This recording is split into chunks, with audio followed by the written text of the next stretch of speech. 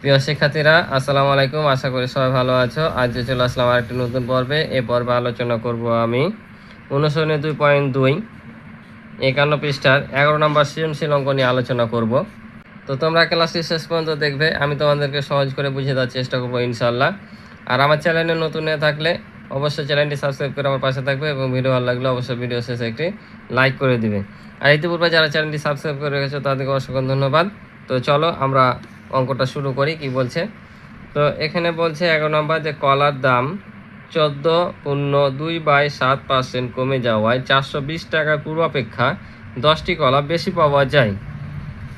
তাহলে কি বলছে যে এত পার্সেন্ট দাম কমে যাওয়াতে কলা 420 টাকায় যে কলা পেত পূর্বে তার চাইতে এখন 10টি কলা বেশি পাচ্ছে, অর্থাৎ এত পার্সেন্ট কমে যাওয়াতে। এখন প্রশ্নগুলো বলছে যে একটি সংখ্যা এত পার্সেন্ট হলে সংখ্যাটি নির্ণয় করো।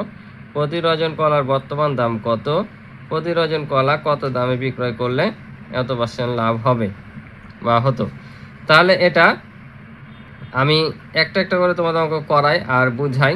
তো আমরা প্রথমে এই অঙ্কটা করে ফেলি, তারপর আমরা এই দুটো করছি, কারণ এটা হচ্ছে একটা বাহ্যিক, এটার সাথে খুব একটা রিলেটেড না। এই পার্সেন্টেজটা নিয়েছে, তবে এই অঙ্কের সাথে রিলেটেড না, এটা এককভাবে একটা অঙ্ক। আর এই দুটো অঙ্ক এটার সাথে রিলেটেড, তো এটা আমরা করে ফেলি, তারপর আমি নিচের দুটো বুঝাচ্ছি। তো এখানে বলছে একটি সংখ্যার এত পার্সেন্ট 10 হলে সংখ্যা নির্ণয় করো। একটি সংখ্যা বলেছে, তো আমরা কি এখানে সংখ্যাটি জানি? আমরা কিন্তু এখানে সংখ্যাটি জানি না, কারণ এখানকার সংখ্যাটি হচ্ছে অজানা। তাহলে এমন যখন কোনো সংখ্যা বলবে যে একটি সংখ্যা বা কিছু সংখ্যা বা কিছু জিনিসের বলবে, তখন আমরা ওই জিনিসটাকে মনে মনে কিছু একটা সংখ্যা ধরে নেব। যেমন এখানে একটি সংখ্যার এত পার্সেন্ট বলেছে, 10 হলে সংখ্যাটি কত? তাহলে আমরা সংখ্যাটিকে ক ধরে নেব, যে মনে করি সংখ্যাটি ক। তাহলে ক এর এত পার্সেন্ট সমান 10। তো খাতায় করি, তাহলে বুঝতে পারবা। তো দেখো এখানে লিখলাম যে মনে করি সংখ্যাটি ক, ঠিক আছে? এখানে ধরে নিলাম যে সংখ্যাটি ক।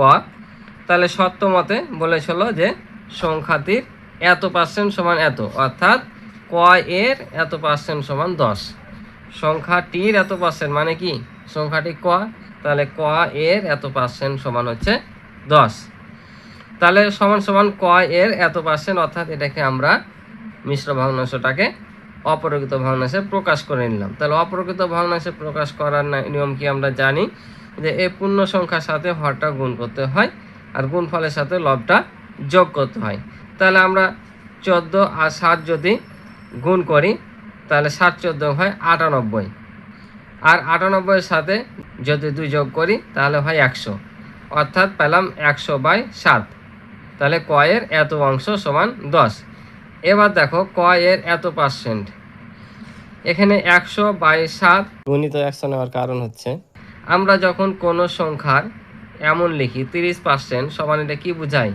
কারণ আমরা জানি পার্সেন্টেজ মানে জানি আমরা 100, অর্থাৎ পার্সেন্টেজের সামনে যত থাকবে 100 ভাগের তত। যেমন এখানে 30% আছে, তাহলে কত? 100 ভাগের 30 ভাগ। যত পার্সেন্ট থাকবে 1% যদি থাকে, তার মানে কি 1/100, অর্থাৎ পার্সেন্টেজ মানে 100, আর যত পার্সেন্ট বলবে সেটা থাকবে উপরে আর 100 সর্বদা নিচে থাকবে। তাহলে এখন এটার মানে কি বোঝাচ্ছে, যে 100/7% মানে কি নিচে 100 হবে। তার নিচে 100 বোঝায়, এই 7-এর নিচে 100 বোঝায়, এই যে এটার সাথে গুণ হবে। কারণ 7টা যদি নাই থাকতো, 100% যদি শুধু থাকতো, তাহলে কত হতো? 100/100, তাই কি না? এখানে নিচে 7 আছে, তাই এটার সাথে 7টা গুণ হয়ে যাবে। বুঝতে পারছো? এটাই সিম্পল। এটা আর একটা নিয়ম আছে, যে এটার মানে বোঝায় 100%, এটার মানে বোঝায় যে এমন 100/7 নিচে হবে 100। আর এই যে এটা লব আর নিচে হর এক ধরা হয় মেন ভগ্নাংশ এটা, তাহলে 100/7 গুণিত এ হরটা হয়ে যাবে লব আর এই লবটা হয়ে যাবে হর। কারণ আমরা জানি যে যখন ভাগ থেকে গুণ করি তখন ভগ্নাংশটা উল্টে যায়। তো এটা তো মেন ভগ্নাংশের দাগ মানে ভাগ, এখন গুণ করলাম তাই এটা গেল উপরে আর এটা আসলো নিচে। এটা বোঝানোর জন্য 1 দিয়েছি, নিচে কিন্তু 1 নাই, ঠিক আছে? আর এটা না বুঝলে তোমরা এভাবে করবা, যে পার্সেন্টেজ মানে কি যত পার্সেন্ট থাকবে সেটা উপরে আর 100 নিচে, তাই এখানে এত পার্সেন্ট আছে, তাহলে এই 100টা চলে আসবে নিচে। তো নিচে আগে থেকে 7 আছে, তাই এটার সাথে 7 গুণ করলাম। তাই এখানে পাইলাম যে ক এর এত পার্সেন্ট সমান 100/7 গুণিত 100/10। এখন 100 কাটিয়ে দিলে তাহলে উপরে কি থাকছে দেখো, এত এর ক এর মানে কি, এর মানে গুণ আমরা বুঝি। তাহলে এটার সাথে যদি এটা গুণ করে নিই তাহলে এখানে আছে 1, 1-এর সাথে ক গুণ করলে ক, আর নিচে 7 আছে 7, আর এখানে 10 আছে 10। তাহলে এখন আমরা এটা কোনাকুনি গুণ করেছি। কোনাকুনি গুণ বলতে কি বোঝায়, বা আড়াআড়ি গুণ। আড়াআড়ি মানে হচ্ছে কোনাকুনি গুণ, অর্থাৎ এ কোনার সাথে এ কোনা, এ কোনার সাথে এ কোনা। তো এটা হচ্ছে লব। আমরা জানি পূর্ণ সংখ্যার সবসময় নিচে কত থাকে, 1 থাকে। তাহলে আমরা কোনাকুনি যদি গুণ করি তাহলে এই ক এর সাথে 1 গুণ করলে কত, ক 1-এ ক, আর এর সাথে সাথে 10 গুণ করলে 7-10-এ 70। তাহলে আমরা ক এর মান পেলাম 70।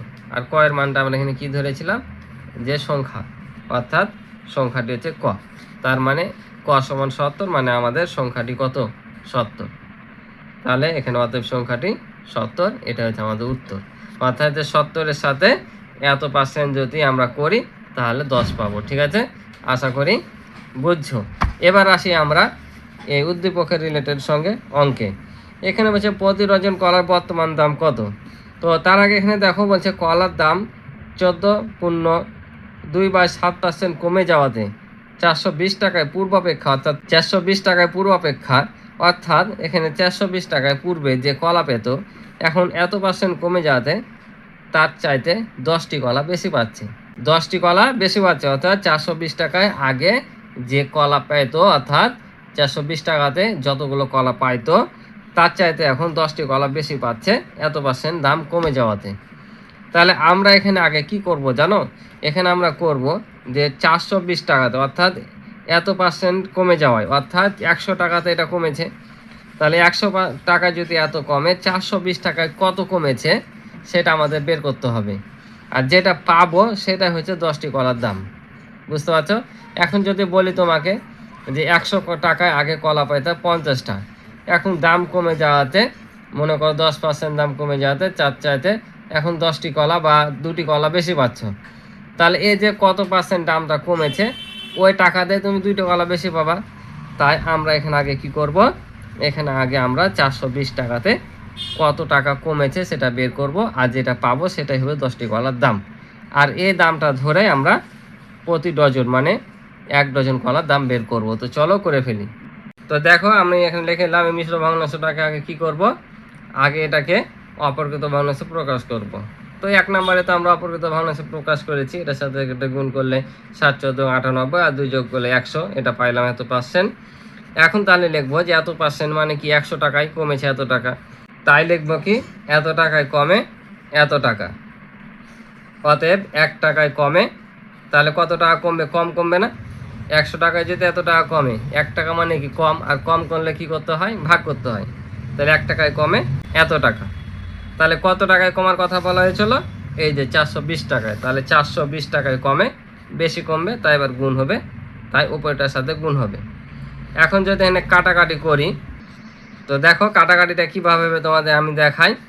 এই যে 7-এর সাথে যদি আমরা এটাকে ভাগ করি তাহলে 6 7 হয় কত, 42। 6 7 42, আর এই শূন্যটা উঠে যাবে 60। বুঝতে পারছো, 6 7 42 আর শূন্য উঠে 60, আর 100 100 কেটে যাবে। তাহলে থাকলো কত, 60, অর্থাৎ 60 টাকা। অর্থাৎ এটা বোঝাচ্ছে যে এই 60 টাকাটা আমাদের 420 টাকাতে কমেছে।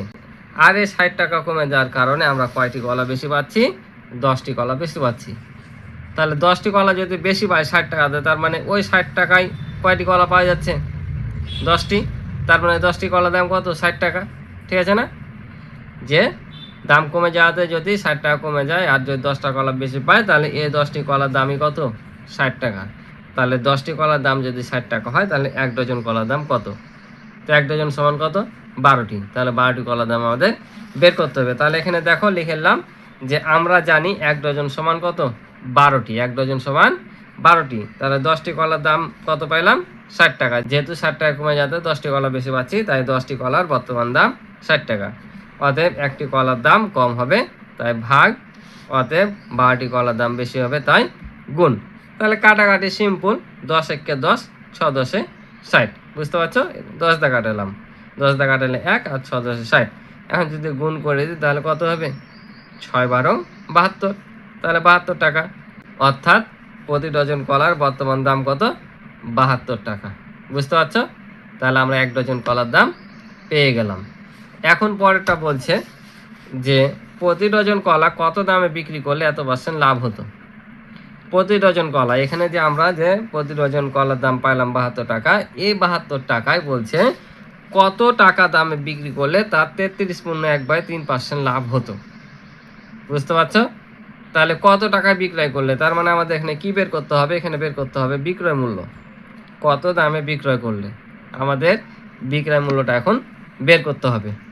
তো আমাদের এই অঙ্কটা করার সিস্টেম আছে যে আমরা যখন যত % লাভ বা ক্ষতি বলবে, এই ক্ষতিটাকে বা লাভটাকে যদি লাভ হয় 100 সাথে যোগ করতে হয়, আর যদি ক্ষতি হয় 100 থেকে বিয়োগ করতে হয়। তারপর আমাদের একটা নতুন করে ক্রয় মূল্য বিক্রয় মূল্য বের করে অঙ্কটা করতে হয়। তো আমি সরাসরি খাতায় যাই, তাহলে তোমরা আরও ক্লিয়ার হবা। তো এখানে একটা জিনিস লক্ষ্য করে দেখো, এখানে প্রতি ডজন কলা কত দামে বিক্রয় করলে এত % লাভ হতো, লাভ বিক্রয়ের কথা বলা হয়েছে, কিন্তু এখানে ক্রয় মূল্যটা দেওয়া নাই। তো আমরা এখানে ধরে নিলাম যে মনে করি, কারণ প্রতি ডজন কলা বিক্রি করার কথা বলেছে কিন্তু নর্মালি ক্রয় মূল্যটা নাই, তো আমরা এখানে ধরলাম যে মনে করি ক্রয় মূল্য 100 টাকা। এটা ধরলে আমাদের সুবিধা হবে। কেন সুবিধা হবে? কারণ আমরা যখন লাভ ক্ষতি হিসাব করি তখন কার উপর হিসাব করা হয়? ক্রয় মূল্যের উপর হিসাব করা হয়। তাই আমাদের এখানে ক্রয় মূল্যটা ধরে নিতে হবে। কারণ যদি ক্ষতি হয় আমরা ক্রয় মূল্য থেকে বাদ দিই, আর যদি লাভ হয় ক্রয় মূল্যের সাথে যোগ করি। তাহলে ধরে নিলাম মনে করি কলার ক্রয় মূল্য 100 টাকা, তাহলে এত % বা এত %, অর্থাৎ ভেঙে নিলাম এটাকে এটার সাথে গুণ করলে 3 দিয়ে 33 গুণ করলে হয় 99, 1 যোগ করলে হয় 100। তাহলে এত % লাভে কলার বিক্রয় মূল্য। এই যে বললাম যে লাভ হলে ক্রয় মূল্যের সাথে যোগ হয় আর ক্ষতি হলে বিয়োগ হয়। যেহেতু লাভ হয়েছে তাই ক্রয় মূল্য কত? 100 টাকা। 100 সাথে আমরা এটাকে যোগ করে দিলাম। ঠিক আছে? কারণ এখানে % বলেছে, মানে 100-র মধ্যেই। তাহলে 100তে যদি এত % লাভ হয়, তাহলে এই লাভটা ক্রয় মূল্যের সাথে যোগ করলে আমরা বিক্রয় মূল্য পাবো। আরেকটা জিনিস তোমরা জেনে রাখো যে যখন একটা পণ্য তৈরি হয় তখন কিন্তু তার লাভ যে করবে, অর্থাৎ মনে করে একটা পণ্য সে 400 টাকায় তৈরি করেছে, খরচ হয়েছে তার সম্পূর্ণ 400 টাকায়। এখন সে 100 টাকা লাভ করতে চায়। তো 100 টাকা যদি লাভ করতে চায়, তো 100 টাকাটা কোন টাকার সাথে যোগ করবে? ক্রয় মূল্যের সাথে না? এই ক্রয় মূল্যের সাথে যোগ করে কত টাকা নির্ধারণ হবে? 500 টাকা। আর এই 500 টাকাতে কি করবে? সে বিক্রয় করবে। তাহলে ক্রয় মূল্য হচ্ছে 400, আর 100 টাকা লাভ করবে, যা বিক্রি করবে কত টাকা? 500 টাকা। তাই এই যে লাভ ক্ষতি সবসময় ক্রয় মূল্যের সাথে হিসাব করা হয়। ওই জন্য এখানে লাভ হয়েছে ক্রয় মূল্যের সাথে যোগ, ক্ষতি হলে বিয়োগ করতাম। তাহলে আমরা এখানে কত পেলাম? বিক্রয় মূল্য এত টাকা পেলাম। ঠিক আছে? তাহলে এত % লাভে কলার বিক্রয় মূল্য, তাহলে 100 যোগ এত। তাহলে এখানে আমরা কি করেছি? লসাগু করেছি। এটা লসাগু হবে 3, কারণ এর নিচে 1 বিবেচনা করা হয়। তাহলে 3 যদি লসাগু হয়, তাহলে আমরা জানি এখানে পূর্ণ সংখ্যা থাকলে এই লসাগুর সাথে সরাসরি গুণ হয়ে যায়। তাহলে 300, আর এটার সাথে এটা ভাগ করতে হয়, ভাগফলের সাথে লবটাকে কি করতে হয়? যোগ করতে হয়। তো 3 × 3, 100 × 100, ওটাই থাকছে। তাহলে 300 আর 100 যদি যোগ করি তাহলে 400, তাহলে 400/3। অর্থাৎ কলার ক্রয় মূল্য হচ্ছে 100 টাকা, আর বিক্রয় মূল্য কত টাকা? 400/3 টাকা। এখন বলছে যে প্রতি ডজন কলা কত দামে বিক্রয় করলে তার এ % লাভ হবে। তাহলে এখন আমরা লিখবো কি? আমাদের যেহেতু বিক্রয় মূল্য চেয়েছে, বিক্রয় মূল্য থাকবে ডান দিকে, ক্রয় মূল্য থাকবে বাম দিকে। তাহলে এখানে একটু লিখে নিলাম শুধু যে খ হতে পাই প্রতি ডজন কলার বর্তমান দাম 72 টাকা। কারণ এই কলাটাই আমাদের বিক্রয় করতে হবে, যে আমাদের লাভ করতে হবে কত? এই যে এত % লাভ করতে হবে। ঠিক আছে? তাহলে এখানে লিখে নিলাম যে ক্রয় মূল্য 100 টাকা হলে বিক্রয় মূল্য কত পেলাম? এই যে 400/3। এই যে এখানে আমরা লিখেছি ক্রয় মূল্য 100 টাকা, আর এই যে এত % লাভ, বিক্রয় মূল্য পেলাম এত টাকা। তাই বলছে যে ক্রয় মূল্য 100 টাকা হলে বিক্রয় মূল্য এত টাকা। অতএব ক্রয় মূল্য 1 টাকা হলে বিক্রয় মূল্য কম হবে, তাই ভাগ করেছি। তাহলে 100টা কোথায় আসবে? ভাগ হলে নিচে আসে। তাহলে 3 আছে আগে থেকে নিচে, 3-এর সাথে 100টা গুণ হলো। এবার প্রতি ডজন কলা বলেছিল, তো অতএব ক্রয় মূল্য প্রতি ডজন কলার ক্রয় মূল্য কত ছিল? 72। তাই অতএব ক্রয় মূল্য 72 টাকা হলে বিক্রয় মূল্য এবার বেশি হবে। 1 টাকায় যদি কম হয়, 72 টাকা বেশি হবে, তাই গুণ। কোনটার সাথে গুণ? ওপরের সাথে চলে যাবে, অর্থাৎ 400 উপরে ছিল, এটার সাথে গুণ হয়ে গেল। এখন কিভাবে কাটাকাটি করেছি তোমাদের কাটাকাটিটা শুধু একটু আমি দেখাই। তো দেখো কাটাকাটিটা একবারে সিম্পল সহজ। 100 দিয়ে কাটালাম, তাহলে 100 কে 100 আর 100 কে 4 দিয়ে গুণ করলে হয় কত 400, তাই 4 পেলাম ভাগফল। এখন এটাতে আমরা এটাকে ভাগ করব। তো 3 1 কে 3 আমরা জানি, এটার সাথে এটার ভাগ করি, তাহলে 3 2 না 6, তাহলে 7 থেকে 6 বাদ দিলে হয় 1 আর 2 নামে 12 হবে। তাহলে 12কে যদি 3 দিয়ে ভাগ করি 3 4 12, 24 পেলাম। এখন এই দুটা গুণ করে যা পাবো তাই বসাবো। তাই যেখানে কাটাকাটি করেছিলাম যে এটা দিয়ে এটা কাটে 4 পেয়েছি আর এটা 24। এখন এটা গুণ করব, তাহলে এটার সাথে এটা গুণ করলে কত হয় 4 4 16, 16 6 থেকে 1, 4 2 8 আর এখানে 9, অর্থাৎ 96।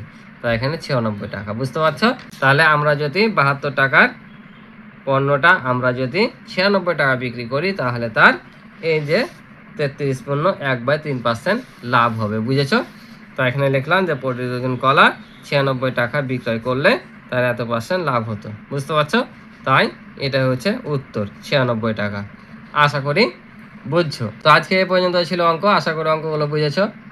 তো এই অধ্যায়ের প্রতিটি অঙ্ক তোমরা যদি দেখতে চাও, অর্থাৎ পূর্বের অঙ্কগুলো তোমরা যদি আবার পূর্বের অঙ্কগুলো যদি তোমরা একসাথে দেখতে চাও, তো এই ভিডিও ডিসক্রিপশনে আমার লিঙ্ক দেওয়া থাকবে, অথবা আমার চ্যানেলে প্লে লিস্ট করা আছে, সেখানে যেও তোমরা সরাসরি দেখে নিতে পারো। তো আজকে এই পর্যন্ত, ভালো থাকো, সুস্থ থাকো, আল্লাহ হাফেজ।